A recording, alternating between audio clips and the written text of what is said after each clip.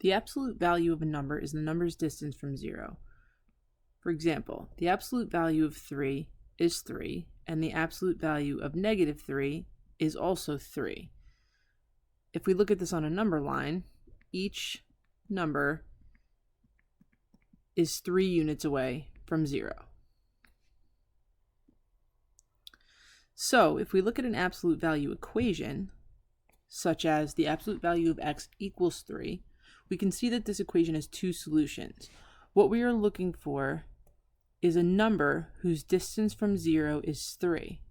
As we saw from above, both 3 and negative 3 satisfy this equation.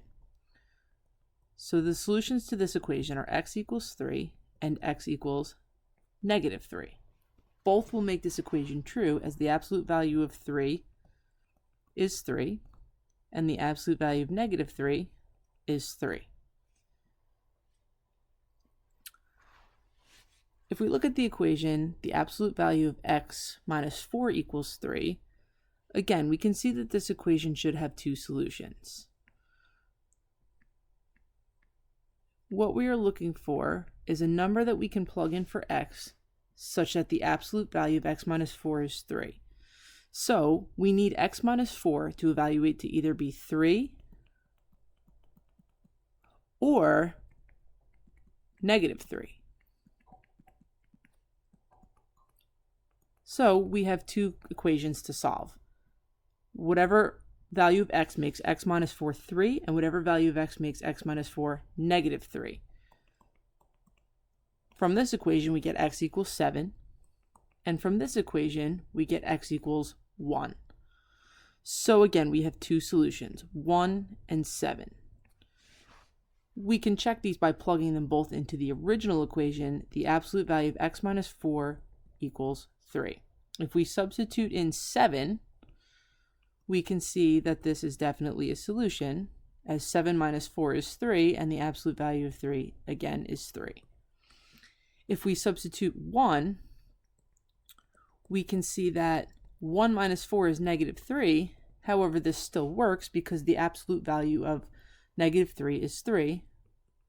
So our two solutions of 1 and 7 both check. In this equation, we have the absolute value of 3x plus 2 minus 4 equals 10. This is a similar equation, but we need to make sure that we get the absolute value expression by itself first. So we must add 4 to both sides. This is a very important step. This gives us the absolute value of 3x plus 2 equals 14. We can now use what we know about absolute value equations to continue this problem, but it is very, very important that we do this step first. In this case, we're looking for a number that we can plug into 3x plus 2 such that this expression, 3x plus 2, evaluates to either 14 or negative 14. Both will work because once we take the absolute value, we get 14. So again, we have two equations. 3x plus 2 equals 14, and 3x plus 2 equals negative 14. And we just need to solve both. So here we'll subtract 2 from both sides and divide by 3. Same as solving any other linear equation. So one solution is x equals 4.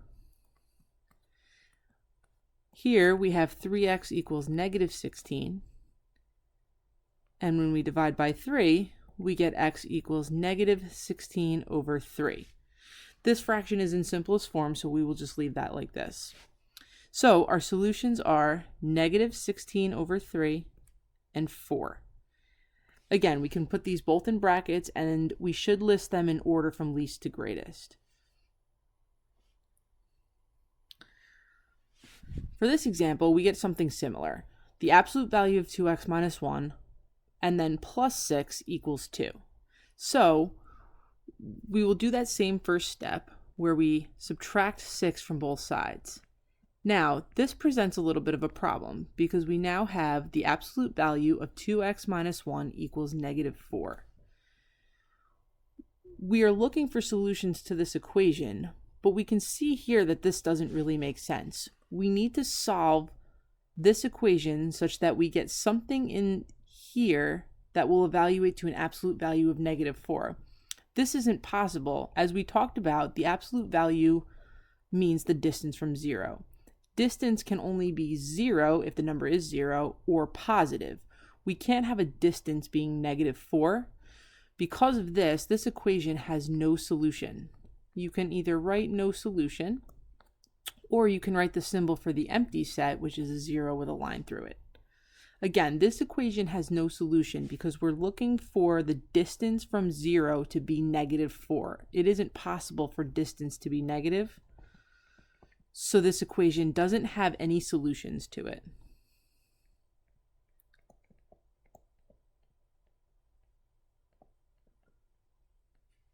Okay. In this equation, we have the absolute value of x plus 3 minus 4 equals -1. This may look at the start like an equation that has no solution. However, we can't make that determination until the absolute value equation has been solved for the absolute value. If we look back at this equation, when it first started, it was equal to a positive number. We didn't see that it was negative until we solved the equation for the absolute value, meaning we got the absolute value by itself. Then we saw that we had an absolute value expression equal to a negative, which wasn't possible. In this case, we still have to add the 4 first. We now have the absolute value of x plus 3 equals 3. This equation does have solutions. We're looking for the absolute value to be a positive 3.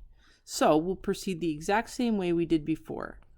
We want a solution that makes x plus 3 equal to 3, and a solution that makes x plus 3 equal to -3. Both will give us solutions to this equation.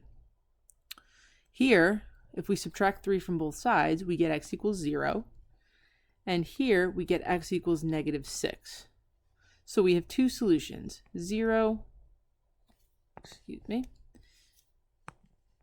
in order, -6 and 0. Let's check this one, just to show that these both work. When we check the solution, we always want to do so in the original equation. We don't want to check this in the equation after we performed any steps. Let's start with -6. If I substitute -6, I get the absolute value of -3 minus 4 equals -1. Since the absolute value of -3 is 3, I have 3 minus 4 equals -1, which is true. So -6 makes sense as a solution. Let's try 0.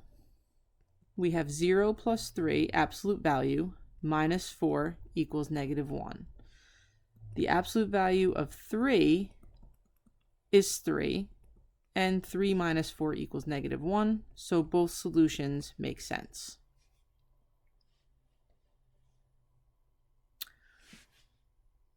Again, in this example, let's make sure that we solve for the absolute value first. So we need to subtract 6 from both sides. In this case, we get the absolute value of 4x minus 5 equals 0.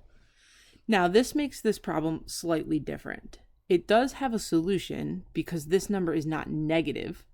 The absolute value can be 0. However, there's only one number whose absolute value is 0. Remember that the absolute value means the distance away from 0. If the number is 0, then the only number that makes sense for is the number 0. So this equation does have a solution, but it only has one. In this case, since the absolute value is equal to 0, we only need to solve this equation. There's no need to make another equation, as saying 4x minus 5 equals -0 doesn't make sense. So we can just solve this. We'll add 5 to both sides, and then divide by 4. And again, we get only one solution, x equals 5 over 4. Okay? Or in brackets, we can just put 5 over 4. So when solving absolute value equations, there are 3 scenarios. 2 solutions will occur when the absolute value expression is equal to a positive number.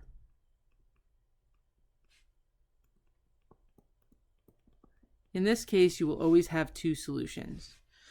You may have one solution, as we did in the above example, when your absolute value is equal to 0.